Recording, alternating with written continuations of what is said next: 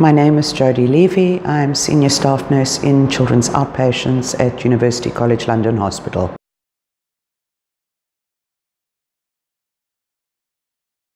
I started nursing in 1989, to think about that, in Cape Town, South Africa.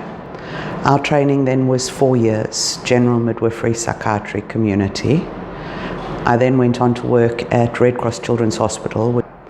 I did my postgraduate pediatrics, was a diploma then, and I worked throughout the hospital from intensive care to wards to theatre. And in August '98, I came to the UK to nurse. I have been here since '98, so it's 20 odd years, in hospitals, in the acute trusts, and in the community.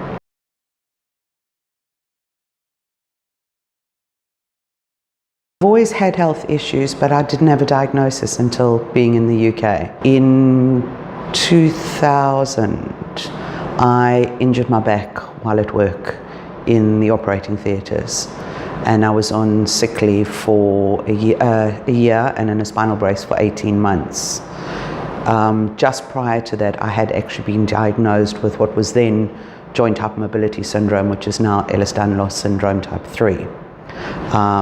So recovery, unfortunately, was very slow. There's more to EDS than just joint problems. It's a multi-system disorder, and a lot of it is hidden. So it's just being aware of, it's not just a joint that dislocates or being double jointed. It impacts on every single thing that I do. But I get on with life. It has limited my career to an extent, but it certainly hasn't stopped me nursing.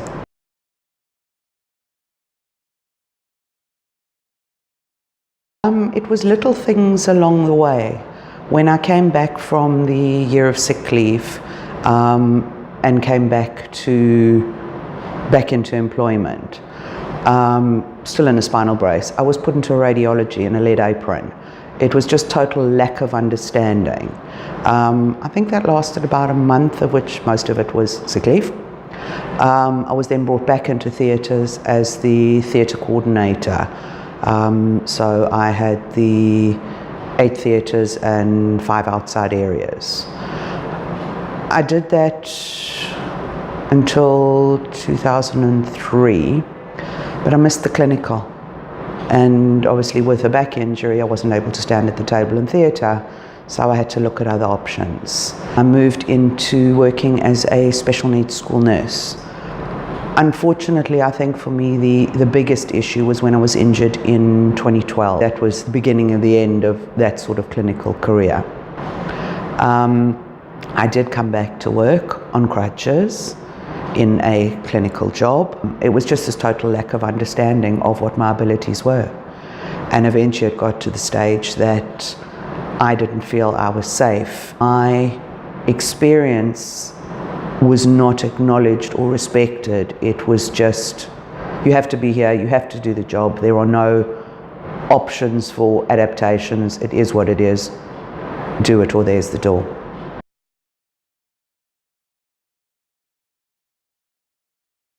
I've got 30 years of nursing behind me, and I didn't want to give up on what I love. I wouldn't actually know what else to do. So I took some time out for me to have a think about things and work out what I wanted. And I decided to have a look at children's outpatients. And UCLH took a chance on me. Next week it will be a year that I've been there. And it was the best move I ever made. UCLH, they have just welcomed me with open arms and done everything that's needed and then some. Our job is set out, our pre-assessments are 45 minutes. I'm sitting in my very comfy chair doing them. I then have the ability to get up and walk around between each assessment, plus obviously to get notes, get patients. But I'm not doing the hands-on clinical that I can now no longer do, but I'm still using my experience of all my years of nursing and doing it doing my nursing in a spoken way rather than a hands-on way, and still doing what I love, even with all the strange ailments that I have. I only work part-time now. I work 23 hours a week. So I work two 12-hour shifts with the option as and when needed to work 1 day of agency. So I've gone from a 5-day week to a 4-day week to a 2-day week split. So I have my days in between to recuperate. I'd never heard of Access to Work. An occupational health doctor told me about it 3 years in from my injury, and that saved my career. They have been absolutely amazing.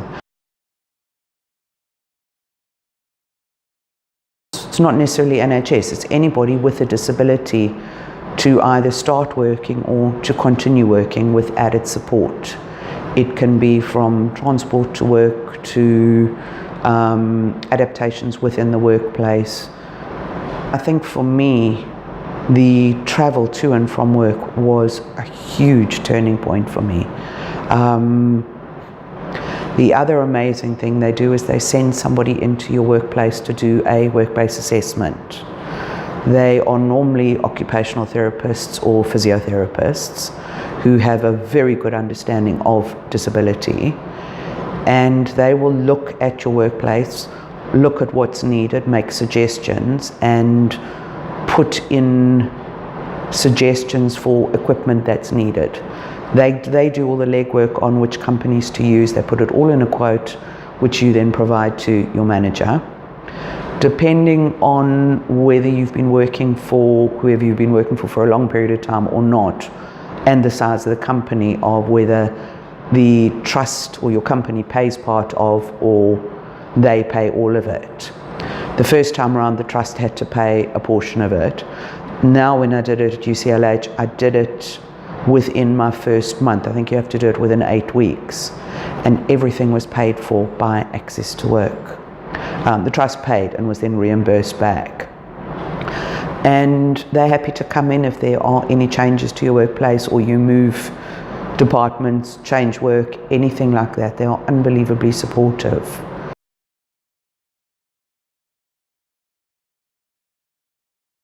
From day one, my manager has said to me, what can we do to help you? How can we help? It's just an understanding, an openness, a welcoming. I mean, the trust as a whole cares about what their staff think.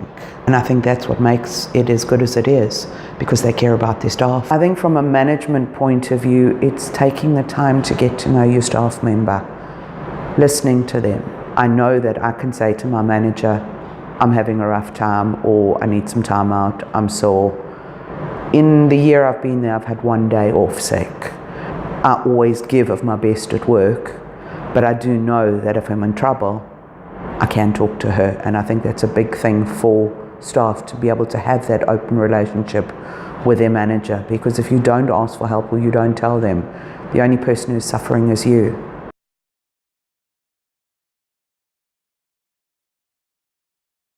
I disclosed my disability on application.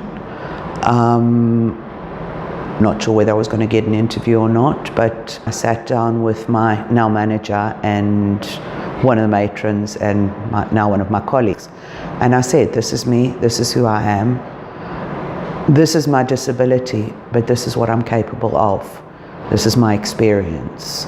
And I was given the job on that they valued my experience. Absolutely, particularly now doing pre-assessments. A lot of the procedures I'm pre-assessing for, I've actually had. So to be able to give personal experiences plus my background in the community, and I think that experience plus my own personal experience definitely does make a difference.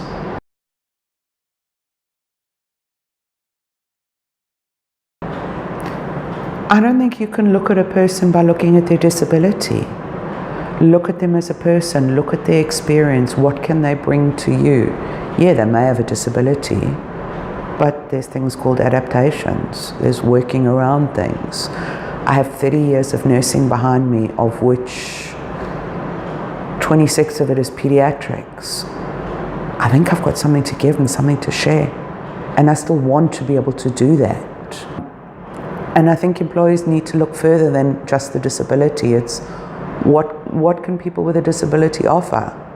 We are not disabled people, we are people with disabilities. We're people first, with life experiences, with work experiences that can be shared.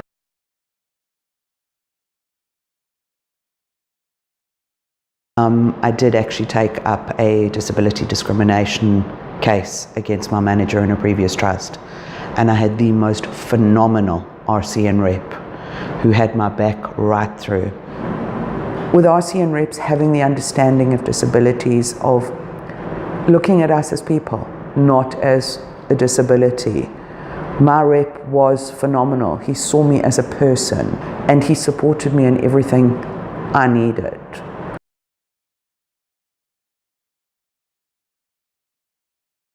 I found it on Facebook, and it's very useful. It is very supportive.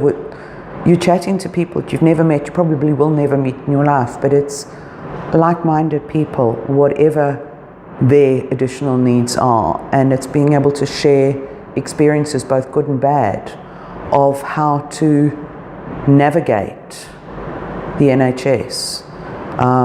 To allow us to continue to work and to give back. It definitely has helped me, and hopefully I've been able to help others with advice and support.